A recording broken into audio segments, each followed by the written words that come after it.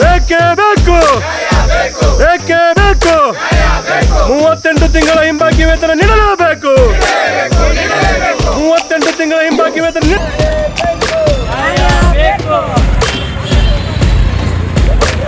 ಸಾರಿಗೆ ನೌಕರರ ಕೂಟಕ್ಕೆ, ಕೂಟದ ಹೋರಾಟಕ್ಕೆ ಬೇಕೇ ಬೇಕು, ಬೇಕೇ ಬೇಕು. 38 ತಿಂಗಳ ಹಿಂಬಾಕಿ ನೀಡಲೇಬೇಕು. 38 ತಿಂಗಳ ಬೇಕೇ ಬೇಕು, ಬೇಕೇ ಬೇಕು, ಬೇಕೇ ಬೇಕು. 38 ತಿಂಗಳ ಹಿಂಬಾಕಿ ವೇತನ ನೀಡಲೇಬೇಕು. 38 ತಿಂಗಳ ಹಿಂಬಾಕಿ ವೇತನ ನೀಡಲೇಬೇಕು. ಪಾದಯಾತ್ರೆ ಕಾರ್ಯಕ್ರಮ ಹಮ್ಮಿಕೊಂಡು ನಡೆಸ್ಕೊಂಡು ಬಂದಿದ್ದೀರಾ. ಇದಕ್ಕೆ ನಾನು ಮೊಟ್ಟ ಮೊದಲಾಗಿ ಇದಕ್ಕೆ ಯಾರು ಭಾಗಿಯಾಗಿದ್ದಾರೆ, ಯಶಸ್ಸಿಗೆ ಕಾರಣಕರ್ತರಾಗಿದ್ದಾರೆ, ಅವ್ರಿಗೆಲ್ಲರಿಗೂ ಕೂಡ ಅಭಿನಂದನೆಯನ್ನು ನಾನು ಸಲ್ಲಿಸುತ್ತೇನೆ. ಮುಖ್ಯವಾಗಿ ನಮ್ಮ ಮುಂದೆ ಇರುವಂಥದ್ದು ಬೇಡಿಕೆಗಳು ಈಗ ನಾನು ಮತ್ತೆ ಹೇಳಬೇಕಾಗಿಲ್ಲ. ಈಗ ನಮ್ಮ ಮುಂದೆ ಇರುವಂಥ ಬೇಡಿಕೆ ಏನಿದೆ, ಆ ಬೇಡಿಕೆ ಮ್ಯಾನೇಜ್ಮೆಂಟ್ ಆಗಲಿ ಸರ್ಕಾರ ಈಡೇರಿಸೋ ಬಿಡ್ತಾರೋ ಬೇರೆ ವಿಚಾರ. ಆದರೆ ನಮ್ಮ ಒಗ್ಗಟ್ಟಿನ ಪ್ರದರ್ಶನ ಮಾಡಿ ಇವತ್ತು ಕೂಟ ಜೀವವಾಗಿದೆ.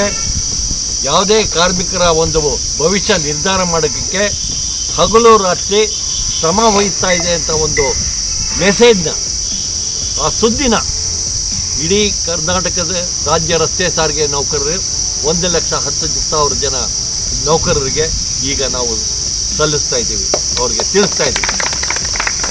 ಈ ಮುಂದೆನೂ ಅಷ್ಟೇ ಏನೇ ಅಡ್ಡಿ ಬರ್ಬೋದು, ಯಾವ ರೀತಿಯ ಡಿಸ್ಕರೇಜ್ಮೆಂಟ್ಗಳು ಬರ್ಬೋದು.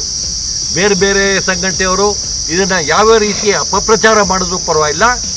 ಅದು ಒಂದು ಮಾತ್ರ, ಅವ್ರು ಏನು ಅಪಪ್ರಚಾರ ಮಾಡ್ತಿದ್ದಾರೆ ಅವರು ಬಾಯಿಂದ ಮಾತ್ರ ಮಾಡ್ತಾ ಇದ್ದಾರೆ, ಆದರೆ ಅವರು ಅವರ ಹೃದಯದಿಂದ ಮಾತ್ರ ಮಾಡ್ತಾ ಇಲ್ಲ. ಅವರು ನಮ್ಮ ಜೊತೆಲಿ ಇದ್ದಾರೆ ಅಂತ ನಾನು ಈ ಸಂದರ್ಭದಲ್ಲಿ ಭಾವಿಸೋಕ್ಕೆ ಇಷ್ಟಪಡ್ತೀನಿ.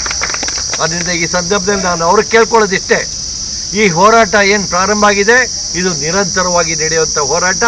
ಎಲ್ಲಿ ತನಕ ನಮ್ಮ ಬೇಡಿಕೆ ಏನಿದೆ, ನಮ್ಮ ಏನು ಈ ಇಡೀ ನೌಕರರ ವೃಂದಕ್ಕೆ ಬರಬೇಕಾದಂಥ ವೇತನ ತಾರತಮ್ಯ ಏನಾಗಿದೆ ಅದೆಲ್ಲ ಸರಿ ಹೋಗೋವರೆಗೂ ನಮ್ಮ ಹೋರಾಟ ನಿರಂತರವಾಗಿ ನಡೆಯುತ್ತೆ.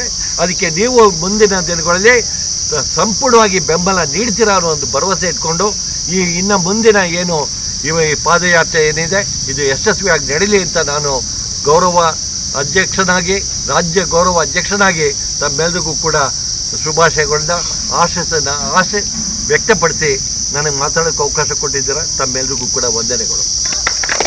ಏನೇ ಬರಲಿ, ಏನೇ ಬರಲಿ, 38 ತಿಂಗಳ ಹಿಂಬಾಕಿ, 38 ತಿಂಗಳ ಹಿಂಬಾಕಿ, ವೇತನ, ವೇತನ, ಯಾತಕ್ಕಾಗಿ ಹೋರಾಟ,